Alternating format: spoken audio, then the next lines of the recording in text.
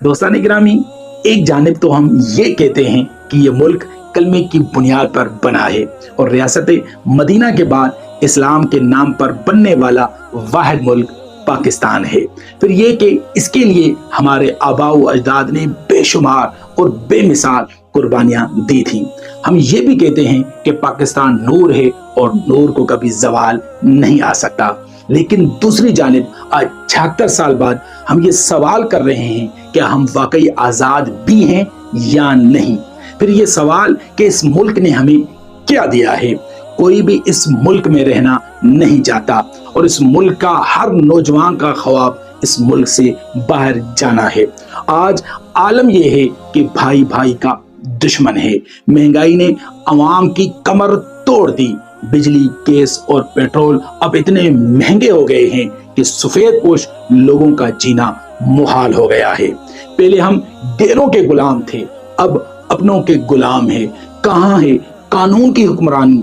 ताकतवर जालिम कैसे कमजोर पर जुल्म के पहाड़ तोड़ रहे हैं। ये कैसी आजादी है कि जहां के अवाम को अपने ही आजाद मुल्क में इंसाफ मिलना नामुमकिन, जहां का मीडिया आजाद नहीं। ऐसी जमातों और मुक्तदरा की छाप लगी है। ये कैसी आजादी है कि जो बोले उसे चुप करवाने और उसे उठा लेने का रवाज आम हो। मुल्क की मईशत सूद और कर्जों में जकड़ी हुई है और इस पे IMF की हुक्मरानी है। ये कैसा आजाद मुल्क है कि जिसकी मईशत ही कैद है। हर बड़ा कारोबार सियासतदानों के कब्जे में है। जब हमारे सारे फैसले कहीं और होने हैं तो किसने कहा कि हम आजाद हैं? क्या हमने इसलिए आजादी हासिल की थी? क्या इस मुल्क में वो सब कुछ हो रहा है जो दो कौमी नजरिए की बुनियाद था? क्या हम एक आजाद मुल्क की फजाओं में सांस ले रहे हैं? क्या कायदे आजम की फिक्र के मुताबिक या हम सबको अपनी मजहबी और माशरती अकायद और रसूमात पर अमल करने की आज़ादी हासिल है? क्या हमारे यहाँ कानून आज़ाद है?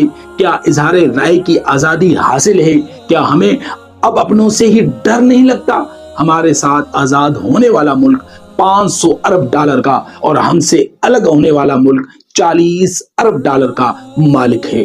अल्लाह पाक इस मुल्क का और इस मुल्क में रहने वाले लोगों का हामी व नासिर हो।